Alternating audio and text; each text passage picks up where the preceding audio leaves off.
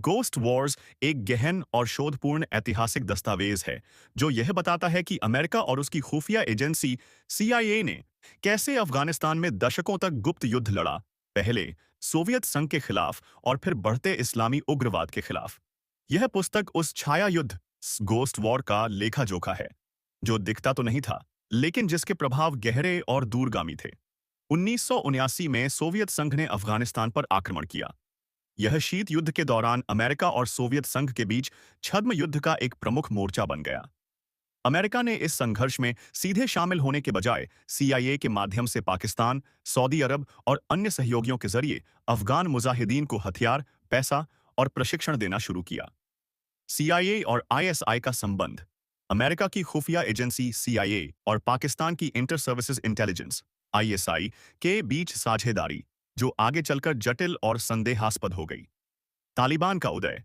Soviet वापसी के बाद अफगानिस्तान में शक्ति के लिए संघर्ष हुआ, जिसमें तालिबान ने उभरकर कट्टर इस्लामी शासन स्थापित किया। ओसामा बिन लादेन और अल कायदा।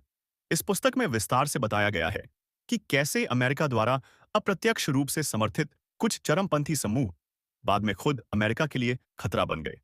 9 नवंबर से पहले की चेतावनियां। किताब यह दर्शाती है कि कैसे अमेरिकी एजेंसियों को अल कायदा और बिन लादेन से जुड़ी कई चेतावनियां मिली थीं, जिन्हें गंभीरता से नहीं लिया गया। स्टीव कॉल ने इस पुस्तक को लिखने के लिए CIA, white house, pentagon, Pakistan, Afghanistan और सऊदी अरब के सैकड़ों अधिकारियों और गुप्त स्रोतों से बातचीत की। उन्होंने हजारों पृष्ठों की दस्तावेजी सामग्री, गुप्त मेमो, खुफिया रिपोर्ट्स और प्रेस इंटरव्यू का विश्लेषण किया है। पुस्तक यह स्पष्ट करती है कि अमेरिका की अफगानिस्तान नीति में निरंतर भ्रम, गुप्त निर्णय और गलत अनुमान शामिल रहे। इन गलतियों का नतीजा 11 सितंबर 2001 को सामने आया, जब अल कायदा ने अमेरिका पर सबसे बड़ा आतंकी हमला किया। अध्याय 1 का शीर्षक "We're going to die here", हम यहां मरने वाले हैं। मुख्य घटनाक्रम। अमेरिकी दूतावास पर हमला। इस अध्याय की शुरुआत इस्लामाबाद में अमेरिकी दूतावास पर अचानक हुए एक हिंसक और उग्र भीड़ के हमले से होती है। यह हमला ईरान में अमेरिकी दूतावास पर पहले हुए कब्जे और मक्का, सऊदी अरब में मस्जिद अल हरम पर कब्जे के जवाब में हुआ था। लेकिन पाकिस्तान की जनता ने उसे अमेरिका की साजिश समझा। अफवाहों और धार्मिक उन्माद की भूमिका। पाकिस्तान की मस्जिदों में यह अफवाह फैली कि अमेरिका ने मक्का पर हमला किया है। इस अफवाह ने पाकिस्तानी जनता को भड़का दिया और हजारों की संख्या में लोग अमेरिकी दूतावास की ओर मार्च करने लगे। दूतावास में फंसे लोग। दूतावास के अंदर अमेरिकी राजनयिक अधिकारी और कर्मचारी फंसे हुए थे। जब उग्र भीड़ ने दूतावास को घेर लिया और उसमें आग लगा दी, तो अंदर फंसे लोगों ने यह सोच लिया था कि वे बच नहीं पाएंगे। पाकिस्तान की प्रतिक्रिया।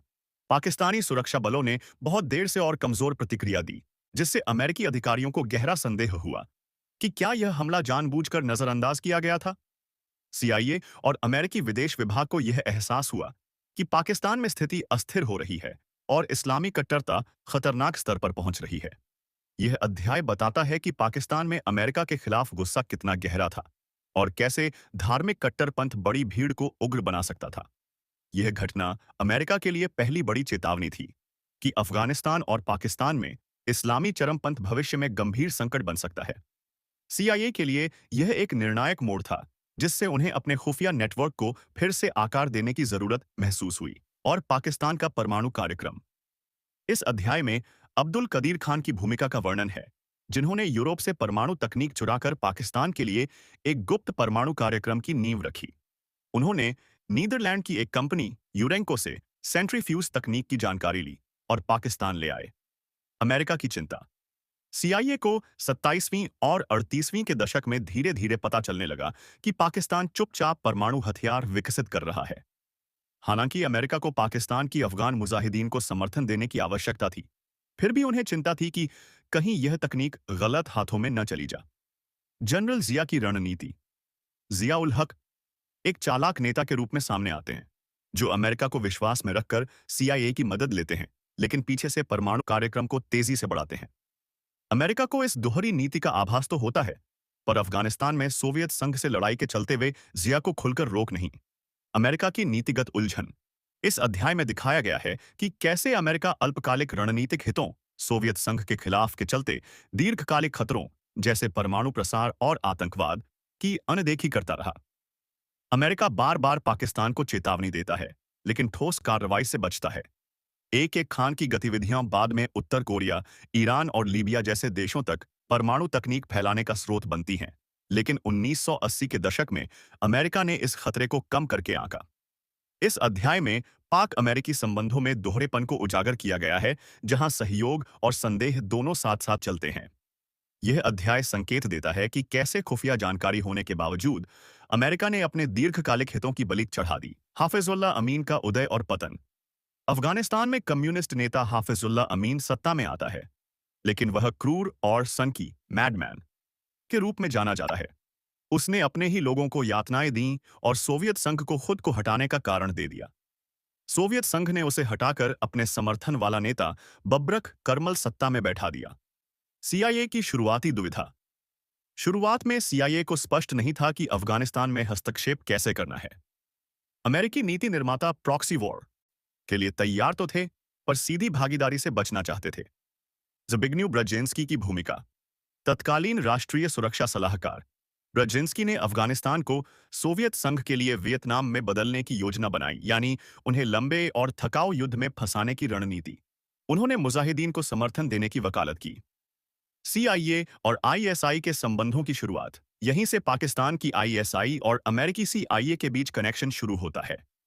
अमेरिका हथियार और पैसा देता है, पाकिस्तान उन्हें अफगान मुजाहिदीन तक पहुंचाता है। लेकिन कौन सा गुट कितना ताकतवर हो रहा है, इस पर अमेरिका का सीधा नियंत्रण नहीं होता। मुख्य बिंदु और विश्लेषण। रेत का किला एक रूपक है जो बताता है कि अमेरिका द्वारा बनाए गए अफगानी राजनीतिक गठबंधन और रणनीति बहुत अस्थिर हैं, जैसे कि रेत से बना महल। यह अध्याय प्रॉक्सी वॉर की जटिलताओं को सामने लाता है, जहां सहयोगी जैसे आईएसआई अपने निजी एजेंडा को आगे बढ़ाते हैं। सोवियत संघ को घायल करने की जल्दबाजी में अमेरिका यह नहीं समझ पाता कि वह किन चरमपंथी ताकतों को मजबूत कर रहा है। मैं ओसामा को पसंद करता था। मुख्य बिंदु। अब्दुल रसूल सय्याफ और ओसामा का मिलन। अब्दुल रसूल सय्याफ एक कट्टर इस्लामी नेता थे, जिन्हें सऊदी अरब का समर्थन प्राप्त था। सय्याफ ने अरब मुजाहिदीन को अफगान युद्ध में शामिल होने के लिए आमंत्रित किया, और इसी कड़ी में ओसामा बिन लादेन अफगानिस्तान पहुंचे। ओसामा ने शुरुआत में अपनी खुद की छवि एक धार्मिक योद्धा के रूप में बनाई थी, जिसने अमीरों की तरह जीवन जीने के बजाय मोर्चे पर लड़ाई को प्राथमिकता दी। सय्याफ और ओसामा का गहरा रिश्ता। सय्याफ ने ओसामा को अफगान प्रतिरोध के लिए फंडिंग, संसाधनों और मानव संसाधनों की दृष्टि से उपयोगी पाया। उन्होंने ओसामा के लिए रास्ते खोले ताकि वह उसी शौक अपने नेटवर्क का विस्तार कर सके, जिसमें मकतब अल खिदमत जैसे संगठन शामिल थे, जिसकी स्थापना बिन लादेन और अब्दुल्ला अजजाम ने की थी। सीआईए की भूमिका और दुविधा। सीआईए ने सीधे तौर पर ओसामा को सपोर्ट नहीं किया, लेकिन उन्होंने पाकिस्तान की आईएसआई इंटर सर्विस इंटेलिजेंस के जरिए उन अफगान गुटों को सहायता दी जो अंततः ओसामा जैसे जिहादियों से जुड़े थे। सीआईए को शुरुआत में ओसामा के बढ़ते प्रभाव का अंदाजा नहीं था, और उन्होंने उसे एक सहायक परंतु सीमित भूमिका वाले सहयोगी के रूप में देखा। अरब और अफगान जिहादियों का समन्वय। यह अध्याय इस बात को रेखांकित करता है कि कैसे अरब मूल के जिहादी, खासकर सऊदी, अफगान मुजाहिदीन से जुड़े, और कैसे यह साझेदारी आगे चलकर वैश्विक आतंकवाद की नींव बनी। ओसामा बिन लादेन धीरे धीरे फंडिंग, प्रचार और संगठन निर्माण में माहिर हो गया, और उसने एक ठोस नेटवर्क खड़ा किया। भविष्य की चेतावनी। यह अध्याय संकेत देता है कि ओसामा जैसे चरित्र को प्रारंभिक समर्थन देने वाले लोग, जैसे सय्याफ, बाद में उससे दूरी बनाने लगे जब वह ज्यादा कट्टरपंथी और स्वतंत्र होता गया। सीआईए और अमेरिका ने इस उभरते खतरे को तब गंभीरता से नहीं लिया, जो आगे चलकर 9 नवंबर जैसे हमलों का कारण बना। सोवियत संघ की वापसी के बाद अफगानिस्तान में सत्ता का खालीपन बन गया। अमेरिका को लगा कि उनका मिशन पूरा हो गया है, और उन्होंने धीरे धीरे अपनी दिलचस्पी घटा दी। लेकिन यह एक गंभीर भूल थी, क्योंकि उग्रवादी नेटवर्क अब भी सक्रिय थे और अपना आधार मजबूत कर रहे थे। सीआईए की चेतावनी। सीआईए के कुछ अफसरों ने चेताया कि अमेरिका ने जो नेटवर्क बनाए थे या जिनका समर्थन किया था, वे अब स्वतंत्र रूप से काम कर रहे थे और खतरा बन सकते थे। एक वरिष्ठ अधिकारी ने कहा, "वी आर इन डेंजर", हम खतरे में हैं। यह वाक्य इस अध्याय का शीर्षक भी है। आईएसआई और उग्रवादी संबंध। पाकिस्तान की खुफिया एजेंसी आईएसआई ने जिहादी समूहों के साथ संबंध बनाए रखे, समर्थन दिया। आईएसआई की प्राथमिकता भारत के खिलाफ स्ट्रैटेजिक डेप्थ बनाए रखना थी, जिसके लिए अफगान उग्रवादियों और विदेशी जिहादियों का सहारा लिया गया। अलकायदा की नींव। ओसामा बिन लादेन ने इस समय के दौरान अपनी अलग पहचान बनानी शुरू की। उसने 1988-79 के दौरान ही अल-कायदा की नींव रखी, जो बाद में वैश्विक आतंकवाद का प्रतीक बना। अमेरिका की उदासीनता।